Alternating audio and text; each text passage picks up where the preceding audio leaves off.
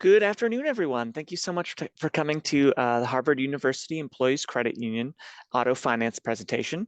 My name is Ty Robinson. I'm here with my coworker, Terrence.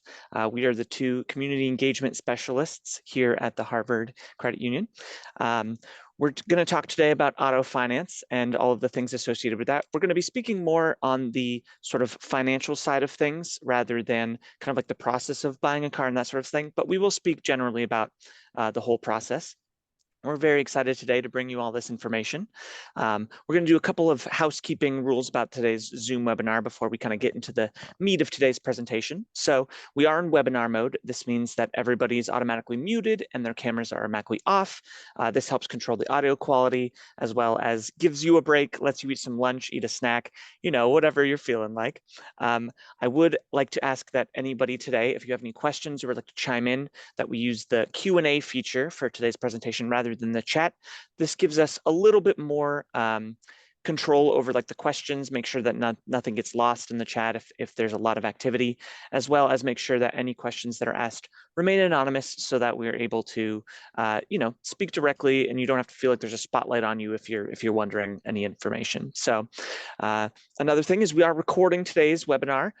We always record our webinars because we like to make sure that they are available for free on our YouTube page. So after you watch today's webinar, if you're like, wait a minute, I missed some information, or what was that information in the middle? I had a follow-up question on that. You can always go back and watch it again. Or if you had any other questions about or interest in any of the other topics that we do, head on over to our YouTube page. I'm going to actually put a link for it in the chat right now. And you can take a look at all of our content. It's always available for free, whether or not you are a member. So please take a look at that if you want any follow-up. And then one last thing I wanted to hit on real quick is that we do a survey after our webinars to make sure that we get any feedback or any other like questions on how we did. We really enjoy working with the community and want to make sure that we are listening to each and every voice that comes in. So please do let us know if there's anything you think we could have done better or anything that you think could have had some extra follow-up. We really do read each and every one of our individual surveys. So please let us know. But that being said, let's get into it. All right, so some people aren't quite sure the difference between a bank and a credit union. We'll do a quick little recap of what we bring to our members. We here at the credit union, the main difference between us and banks is that we are a not-for-profit organization. Whereas banks make profit, our profit we actually give back to our members in the form of a lot of benefits, rates, services, that kind of thing. Because we are a credit union, that means each and every one of our members is actually a part-time owner, and that is what helps us with the not-for-profit status. We like to make sure that we are giving back to our members as much as we can in terms of rates, services. We have actually a lot of online resources that we also provide to our members, including Green Path and Thrive. These are some of our online services, which we offer free financial counseling, individual counseling, as well as like online courses and things like that you can take. I always recommend that after we do today's presentation, if you want a more individual hand-tailored follow-up, definitely go check out Thrive because we speak rather generally in these presentations. But if you want to know how it applies to you individually, check out Thrive and our financial services. I'll provide a link in the chat right now. And yeah, that would be the next step, I would say. So thank you so much for being here. Check out our resources and let's get into today's presentation. Awesome. Good job, Ty. Thank you very much. Hello, everyone. My name is Terrence Brazil. As Ty mentioned earlier, I'm a communication specialist here, and I am here to help you learn about automobile financing. And with any good journey and any good financial plan, whether it's car buying, home buying, or even looking to pay down some debt, the best place to start and a mark of a good plan is making a plan. So, as we do this, we're going to talk about some of the pros and cons of car buying, different options around leasing, some advantages and disadvantages, and basically try to give some general information as Ty mentioned earlier. So as we go jump into it, lease or buy. Now, there are some advantages and disadvantages of both, and I will talk about some of the advantages of leasing. So my personal experience, I also started off my car buying and car ownership journey with leasing. I liked the idea of being able to drive a car every few years, a new car every few years, and in some situations, it may be a lower monthly payment and lower upfront costs. And to be honest with you, I really enjoyed the initial freedom that came with it, where I could potentially get a newer vehicle and kind of get all the bells and whistles that I wanted. It was kind of nice. I know, Ty, I think you had an example that you experienced recently. Do you want to tell us more about that? Yeah, absolutely. So yeah, my partner and I recently did just buy a new car. We got a new car. We were looking at new and used, and we want to make sure that we're always going into the process trying to consider all of the options. And we took a look at both leasing and buying to own. I like to think of this as kind of like either renting an apartment, which would be leasing, or like buying a house, which would be buying a new car. You got to really kind of weigh the pros and cons of what's going to work best for you in terms of like, do you want to pay to own it, or do you want to pay to not necessarily be the owner, but that sometimes has advantages as well. Hmm. Oh, and some of the disadvantages of leasing too, I wanted to add in, is the extent exceeded mileage limit. So that's a pretty crucial piece of information to be wary of when you're considering to lease or buy a vehicle, where when you lease a vehicle, you do have to maintain a certain mileage, whether it's 15,000 or 12,000, and there could be potential costs associated with returning that vehicle with more mileage than you were expected to put on it. And there is also the case of the condition that the vehicle must be returned in.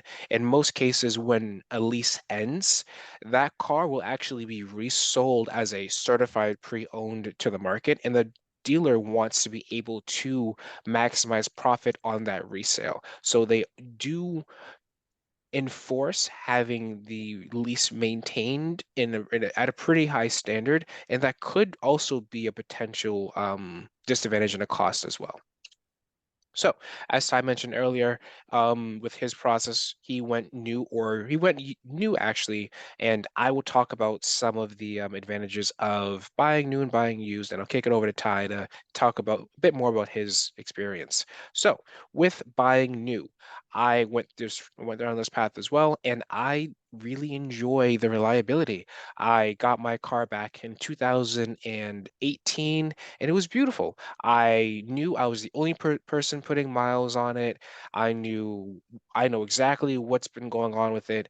I trust my own service, and I also know that I've been doing oil changes and whatnot. And I also got the benefit of customization, which does normally only exist with buying new cars, where I got to choose my colors, I got to choose heated seats, which was honestly, as we're starting to get into the colder months and it's starting to snow, those heated seats are really coming in clutch, and I'm glad I was able to get them in and not just kind of have to search for a used vehicle with heated seats. And I'll kick over to Ty to tell me a bit more about what you went through. Yeah, thank you, Terrence. So we did end up getting a new car, but we were originally looking into used cars because, generally advantages of buying a used car is that it's a lower cost, brand new cars, top of the line, they're going to have more costs associated with them. Generally, I'm going to speak to that in a second here. But they also have slower depreciation because if you get a used car, everybody knows the saying, like as soon as you drive the car off the lot, it immediately starts going down in value because it's not Mm-hmm. brand new anymore. Mm-hmm. But when the car's already used, that value goes down at a slower rate. So if you get a used car, it kind of maintains that value for a longer period of time. Now, I did want to speak of my experience. In today's current market, things are actually really weird, in which case used cars can be just as expensive, if not even sometimes more expensive than brand new cars, which is very strange. I'm not quite sure all of It's the wild. cultural or It's topsy-turvy out there, the Ty. significance of that. But we went in thinking, all right, we're going to get used, definitely. But in the end, we ended up getting new because we were looking at the market. We had two options. One was used, one was brand new. The used one was actually almost as expensive as the new one.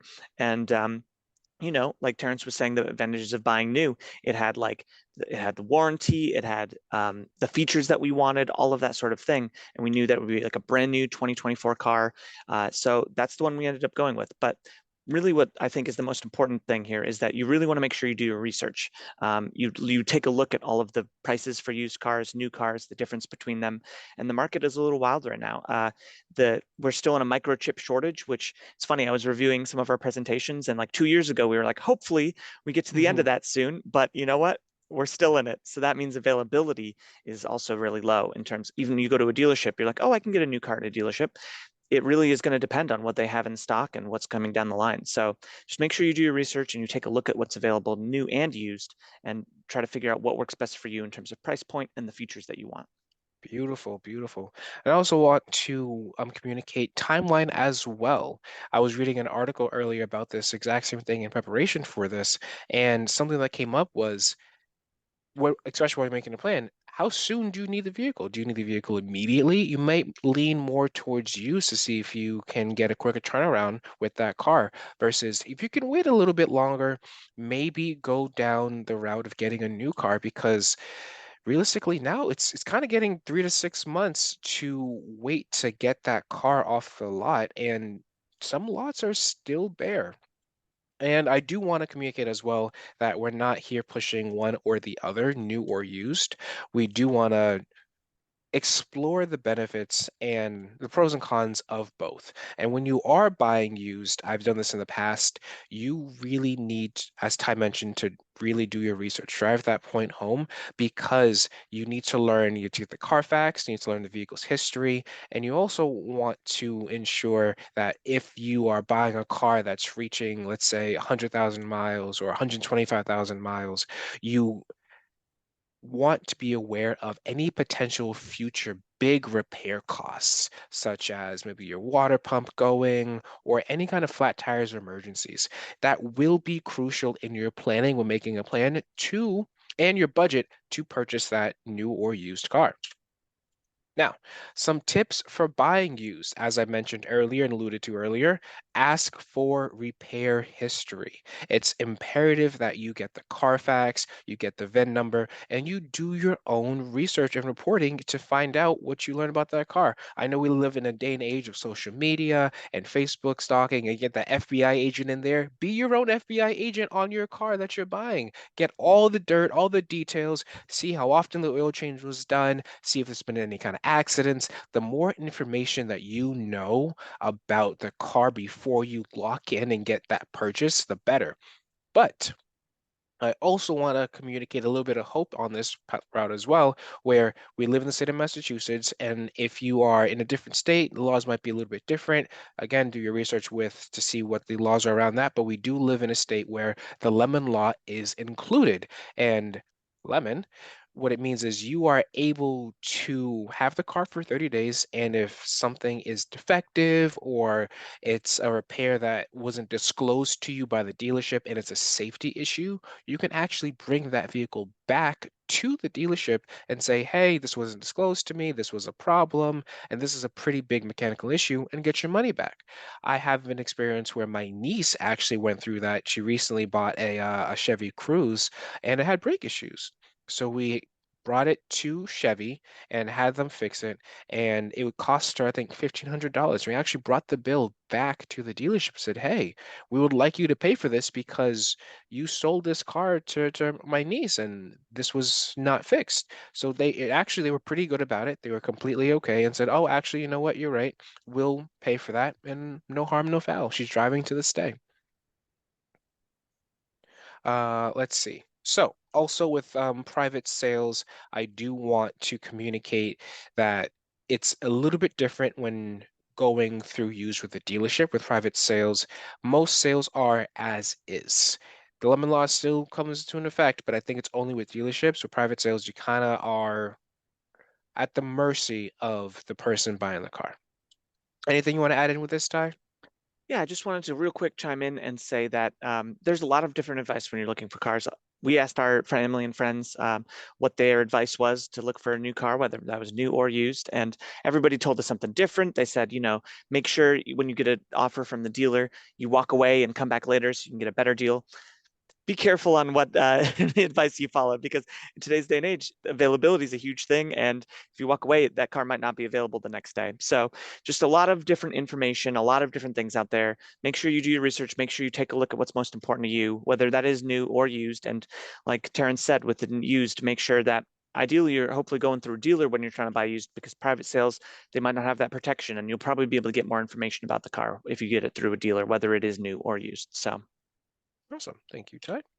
Now, as we're talking about potential used cars, keep sell or trade in. And my particular example, my story for this is, especially with the holidays that just passed, I recently saw my family, and I'm the oldest of five boys, so I got a lot of little boys behind me. And the first question that they always ask when they see me is, "When are you gonna give me that car?" And I said, "Never. I'm keeping this until the day I die. It's my baby." But it's a very real question where you might be able to have a car gifted to you, or you can gift a car to someone in your family, and you keep that car in the family in some way, shape, or form, especially if it's reliable, like a Honda or a Toyota. And if you are looking to go down that road, I'm pretty sure you're going to get some great brownie points with whatever niece, nephew, or little brother or son that you have that you can be gifting that car to. However, on the flip side of that coin, there is selling or trading in. And as you are selling or trading in your car, you want to research the value, where you can check many different sites to determine if, based on your car's wear and tear, what it looks like, and your vehicle's condition, you can check kbb.com or any number of sites to see the car value, whether it's in good condition and possibly excellent condition, getting the most value. And you may not get the highest trade-in value when you go through the dealership as opposed to potentially a private sale because you have a bit more control over the numbers in that way. And to prepare your vehicle for a possible trade-in or selling, you might want to clean up the dings and do a little vacuum on the inside to see if you can get a little bit more out of your sell at the dealership. Have you had any experiences with keep selling or trading your car, Ty? No, not really. My family, we have done a little bit of hand-me-down situations here and there, which is always nice. I'm the oldest, so again, usually it's kind of been on me to be like, do I give this to one of my brother or sister? But it is always important that you make sure you know your values. It's kind of like a cell phone, you know. Sometimes you upgrade, and that what happens to the old phone? Do you trade it in for the value of the new car, or is there somebody else that you want to try to sell it to or give it to? So I like to relate things to different things in life, and I think that's like a good way to think about it. So. Beautiful. I love that, Adam. Thank you. Now, let's get into the meat and potatoes of the presentation. Know your finances. We talked about new or used vehicles. We talked about making a plan, and one of the beneficial things around making a plan is knowing your finances and your budget when it comes to potentially buying a car. If you know what your numbers are before you have those conversations with a dealership or potential private sales, it will give you a lot more power when it comes to making that final decision of whether or not you want to pull the trigger or move forward or potentially walk away from it and hope you can find a better deal. Now, first, let's start off with what is your budget? And I'm going to relate this in the spirit of Thanksgiving and holiday meals, where there's a lot of misnomers or misinterpretation that when you're purchasing a car, it's just the car itself. And I want to relate that to maybe it's a turkey. It's just the main course. But actually, when you're thinking of those holiday dinners, it's not just the turkey, it's not just the cake or the pie, but there's sides as well. And the sides can also be pretty good as well. And just as valuable and important. Maybe it's the mac and cheese, maybe it's the pies, maybe it's the mashed potatoes. And I want to relate this back to the car, where your car payment is not just what you pay for the vehicle and the interest payment, that's your turkey, but you also have your monthly payment, your taxes and registration, inspection, wear and tear, gas, oil changes. These are your sides that may not be talked about in as much, but are just as important to your car buying meal slash budget. You want to be aware of these things, and you also should take them into consideration in your total vehicle cost. Because realistically, flat tires happen, knock on wood, emergencies happen, and you it's better to be prepared holistically with your budget instead of potentially missing out on something that it may be a quarterly cost or a monthly cost, and your month-to-month cash flow may be impacted on those months. Now, as we're talking about car buying and the budget around it, let's talk about the effects of a down payment. With the example that we have on the screen here, we're going to compare three different terms, but we're also going to ensure that we keep the same purchase price as 25,000. Now, in this example, we're looking at, and I know with inflation right now, not everybody will have the potential or the means to put down a down payment of this size, but we do want to go through this for the sake of educating you on the effects of a down payment if you arrive in a financial position to do this in the future, where looking at the span and the going from the left side to the right side, the month we are keeping the same 5 years at 5%. The monthly payment and monthly cash flow, if that's what's important to you, does change dramatically. Where if you put no money down, you keep the same loan amount, your monthly payment is pretty substantial at $472 per month. And if you are able to put down 5,000, your monthly payment actually goes down about 60, 100, roughly 60, about $100 actually. And if you're able to apply an extra 10 grand, which I know is substantial, your monthly payment then goes down another $100. So if month to month cash flow is what is important to you, maybe potentially putting down a larger down payment is one of the ways to arrive at that lower month to month cash flow. But I also want to talk about the total interest paid as well, where if you are not able to put down a down payment, you do have the potential of paying a very high interest on the vehicle, which will potentially add to that total vehicle cost. Versus on the other side of the spectrum at 10 grand, you have a vehicle cost that's a little bit closer to the purchase price with the least amount of interest paid. So there's some pros and cons to both sides, and it really depends on what your own financial situation is, what your goals are. If month-to-month cash flow is what's important to you, maybe you have the potential to put down a large down payment. And if you don't, that's completely okay. We're not judging here. We're all about trends learning and teaching and getting to better points or whatever point and arriving at your own financial goals to at least know what you're getting into when it comes to car buying and down payments. And if you've done this and the numbers look a little scary to you and you want some help, visit huecu.org/calculators, where you can put in your own numbers and get your own information and potentially have that knowledge before you go into it. So that way, before you pull a trigger on a vehicle, whether or not the purchase price is 25,000 or 10,000, you know what you're paying in terms of interest and what your potential month-to-month cash flow could be. We also published our rates on our website as well, and we try to make it as easy and transparent as possible for you at HUECU.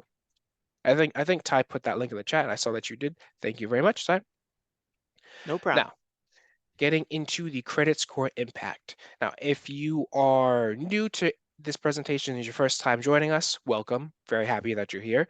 And if you are a bit more familiar with our presentations and credit score, you'll know that we do have a presentation on credit and the credit score impact. We'll roughly go through this kind of quickly just to give you a high level overview. And we very much know not everyone's credit score will fall exactly into this bracket or be exactly these numbers, and not every single loan will be exactly 5, 8, or 16%. But again, this is mostly for educational purposes to illustrate and communicate the impact of having different credit scores on your loan as well.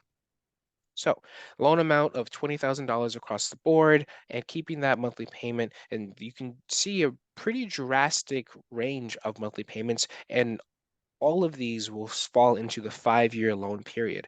But at 790 with the highest credit score, looking at a monthly payment of 377, and on the other side of the spectrum of 520 at 16%, you're looking at 486. And I've said this before, and I'll say it again. I like my lender. I don't love my lender. I do not want to give them extra interest if I do not have to for the same product. And the way I can ensure that I do not give extra interest to my lender is potentially doing what I can to increase my credit score. And our partners at GreenPath, I think there's a slide coming up later, will offer resources and credit counseling to have that conversation to see, hey, I'm potentially at one point in my credit score. I would like to transition into a different point in my credit score and have that increase a little bit. How could I do that? GreenPath is a great resource to call. And Ty, I think you can put that link in the chat, please, to offer that resource to our membership about GreenPath. Would that be great?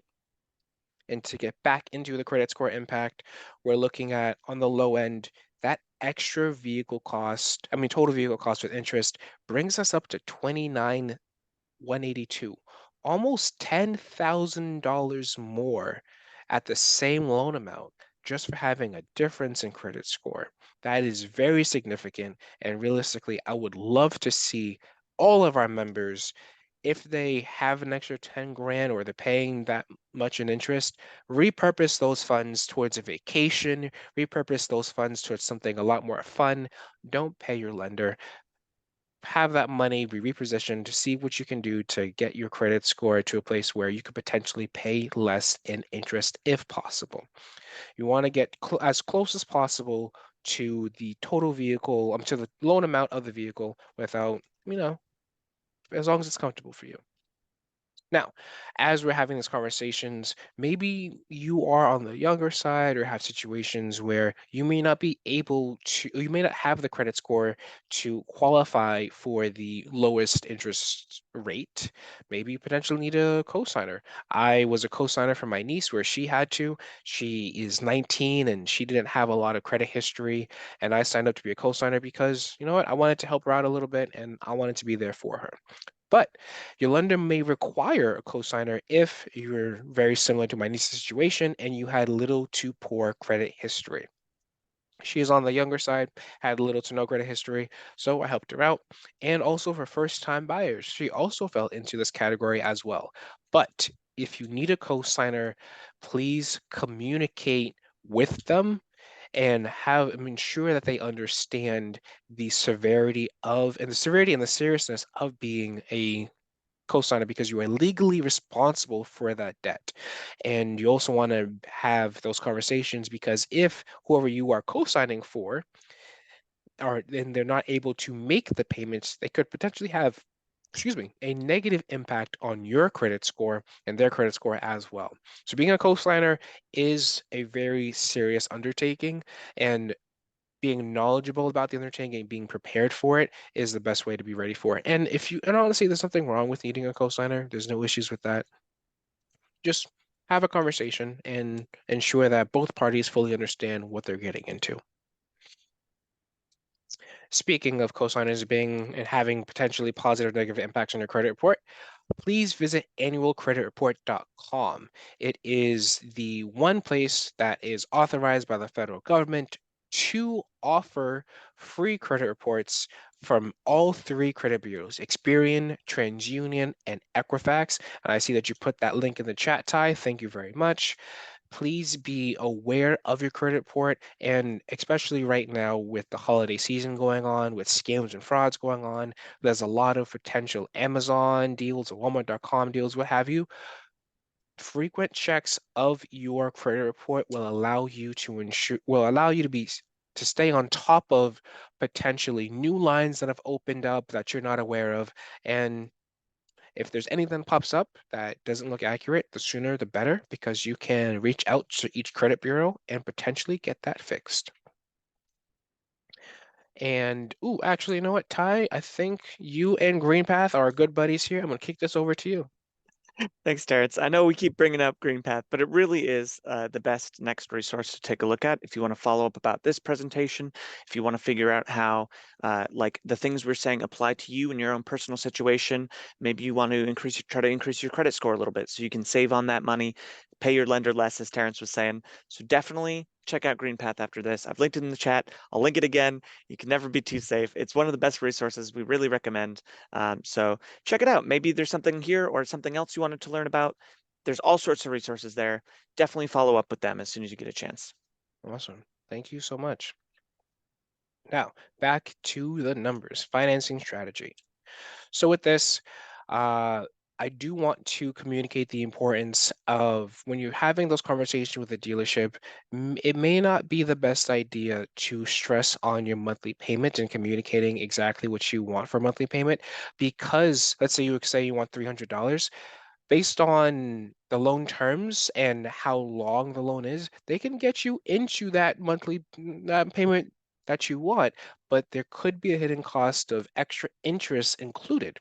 So, for example, this is a 4-year term at a loan amount of $20,000 and a monthly payment at 461, where this is potentially higher, but let's say you wanted a lower monthly payment and you move to the 6-year term. Now, your monthly payment is a little bit on the lower side, but that interest is inversely related and has increased actually. So when you extend out that long term, you want to be aware of what you're potentially gaining and potentially giving as well. If you are gaining a low monthly payment, you might be giving higher interest to the dealership, your lender, and who it is, thus increasing that total vehicle cost. And dealerships, they want to work with you. They want to earn your business. They want to see what they can do to potentially get you into that monthly payment of your dreams. But it's not just about the monthly payment, it very much also has to do with the total interest paid as well. Taking it a step further, looking at a 7-year term, that monthly payment, if cash flow is important to you, this is not bad. 283 is a pretty low monthly payment, but it does, again, increase the total interest paid to 3,745 and that total vehicle cost. We do have our calculators on our website. That link is in the chat as well, where you are able to potentially know what you're getting into before you sign up for it. Oops. And what you want to be mindful of is what will the vehicle value be at the end of the term? If we all talked about depreciation earlier. When you get that new car and you drive it off the lot, maybe that loan amount was 20,000 at the time, but 7 years later, it may not be worth $20,000. It may not be worth $20,000. You want to ensure that your vehicle value stays pretty much in line with the total vehicle cost and doesn't get too far away. And I also want to communicate. This is not the only cost. We touched on it earlier with your budget and whatnot. There's also wear and tear, there's gas, there's oil, there's vehicle maintenance. These are all things that should be considered when looking at the loan terms and the budget around purchasing a new, used, or leasing a vehicle. And shop around for financing. I cannot stress this enough. The power of using capitalism against dealerships. I think it's the greatest thing in the world where you can shop around and you're able to actually go to a bank and go to a credit union to utilize them for financing. I know it may not be the most talked about option, but you don't actually have to go with car dealerships to be your only financer. Sometimes you are able to go through your local credit union like HUECU or your local bank and get pre-approved for financing up to a certain amount. So that way you can go into the dealership and say, hey, I have outside financing. I'm not looking to make any kind of crazy deal. I know what my numbers are. I'm looking to purchase this. And when you go in armed with knowledge, you are that much more prepared for potential, not prepared for potential hiccups, but being prepared for what the dealer might try to throw your way. And the rates for credit unions and banks can typically be potentially lower. I know right now we're living in a very strange environment where rates are increasing, and I do want to acknowledge that. Maybe you're not looking to purchase right now, but being at least aware of what's going on in the market will inform your decision when you are ready to buy. And I mentioned earlier, getting a pre-approval. It is a great way to ensure that you are prepared and ready when it comes to car buying. It gives you a big advantage for the car dealership, and you know your rate in advance, knowing exactly what your monthly payment will be before you get on the dealership, so that way you're not potentially swindled or something happens and you get into a payment that you don't feel comfortable with. It can be a little bit daunting to walk away from a dealership or the table when you feel like, you know what, I really need a car sooner than later. Please feel free to visit HUECU or your own credit union and ask questions. We'll be more than happy to help and more than happy to offer our advice. So, as a quick overview of the auto loan process as you go through it, just to give everybody on the webinar an idea of what to expect and what to go through. Usually, you want to submit your loan application online. You can do it in person, but we do prefer if it happens online, where once it's submitted, we'll ask for your W-2s, we'll ask for pay stubs, and we'll pull your credit to see exactly what you're working with and work our numbers. And if you go through and get the pre-approval, we'll give you a letter stating you're approved for X amount, and then you go to the dealership. Then the dealership will provide you with registration and title application. You bring that to the RMV, you sign some documents, you sign some paperwork, and then the funds become available for auto purchase, whether it's a check that is made out to you and or the dealership, or it's directly paid to the dealership, and then you move on from there. With a car dealer process, they potentially can provide their own financing and work with lenders actually across the country. Where I've gone through the process a little while ago, and I'll speak to my examples. When I got my vehicle, I actually didn't know about potentially going through a credit union, and I wish I had. I went through Honda financing and they pulled my credit as they did, and then they sent it to like 12 different banks at once.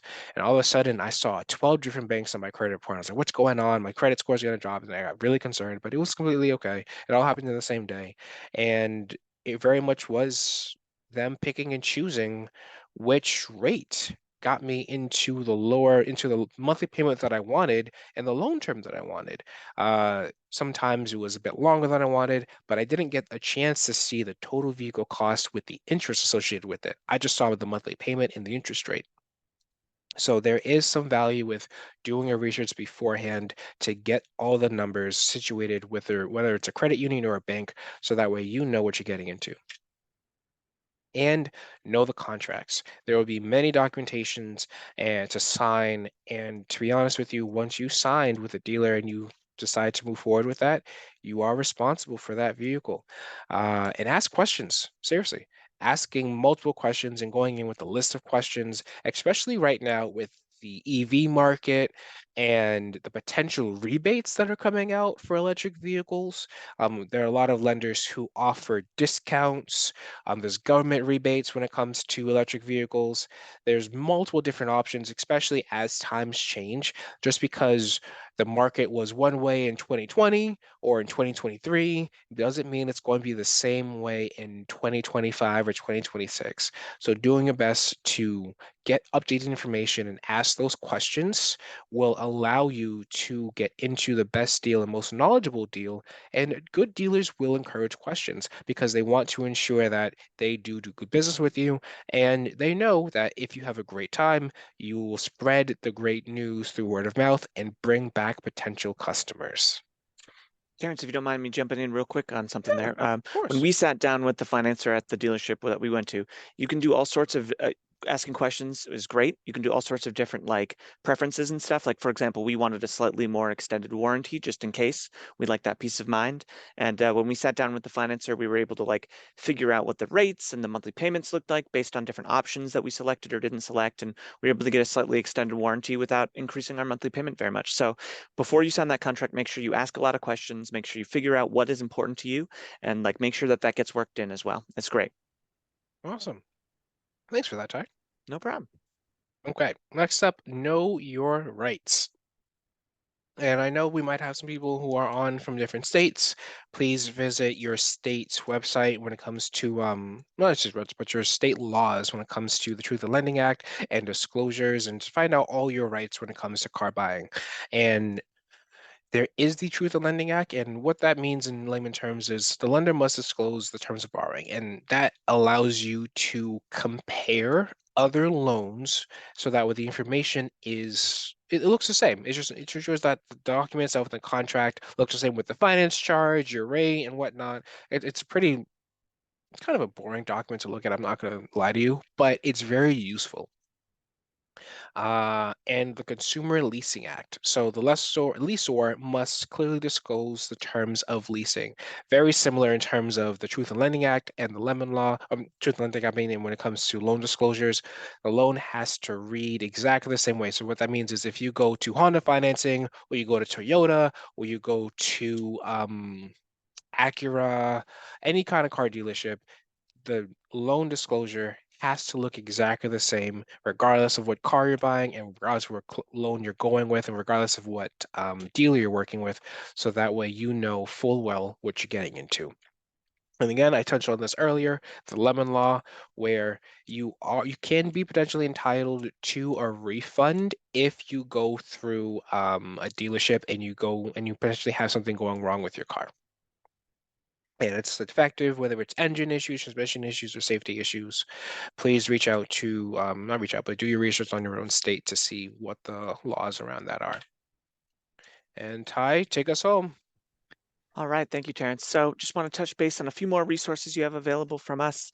We do have a blog, blog.huecu.org. I'll provide a link now, where we do all sorts of articles about various different topics, whether it is auto finance or credit score or any sort of other topics.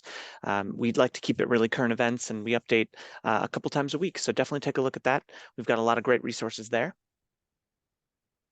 Oops. And Learning Lab Plus is another option. So this is through GreenPath, as we have talked about ad nauseum, but there's a lot of great things on here, not the least of which is we have a Learning Lab Plus where you can like take little courses, little sort of like online webinars and stuff like that, where it will increase your knowledge about a lot of different topics, and you can kind of hand tailor it to whatever you need help with.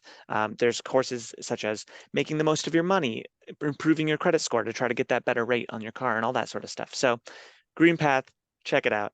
Hmm. Thank you very much. What was it again, Ty? What was the name of the resource? One It's more time. Green Path, Thank Green you, Path. Green Yeah, no Path. problem. And then, as I mentioned at the beginning, we do love making sure that we hear back any and all feedback you guys have for us. So please do take a look and take the survey. One should be emailed out to you automatically at the end of the presentation, but we also have a link here as well. We really love to make sure that we're getting any and all feedback, and we read every response because we want to make sure that these topics and these presentations are digestible and relatable and helpful. So if there's anything you think could have been more clear, please let us know. We're always happy to hear from our members. Awesome. And right before we go through our disclaimer, I do want to kick it over to our partner at Children's Hospital, Wendy. Is there anything that you'd like to add and let us know? Hi, good afternoon. Thank you for the great presentation. And I just want to say we partner with our colleagues here as the initiative that the benefits in the human resources department started for the well-being financial side, trying to provide a little bit more of a support to our employees, not just on the working side, but also including the financial piece. I am Wendy Mateo Arias, a workforce development specialist senior, and it's my pleasure to be partnered with these guys. We provide webinars focusing on different financial areas of our lives. So we hope to continue on doing this and supporting our employees. Thank you so much for the presentation, guys. Thank you for joining us, Wendy. We love to have you.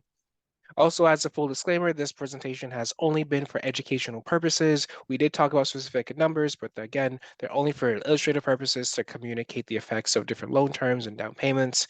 And please don't sue us. This is only educational in nature. And if you have any honest questions that you would like to speak to someone about in more length, we have GreenPath again as a resource, and we actually have our own investment advisor on hand. His name is Raj, and he's really cool. So if you want to speak to somebody about investment advice, please reach out to Raj. And please keep in touch. We are HUECU at harvard.edu for our email, and find us on all socials at myhuecu. Thank you very much, everyone. And thank you again for joining us. I will stay on for a little bit longer if there's any questions in the chat. I don't see any questions in the chat. So thank you very much for being here. And I hope everybody has a great rest of your day.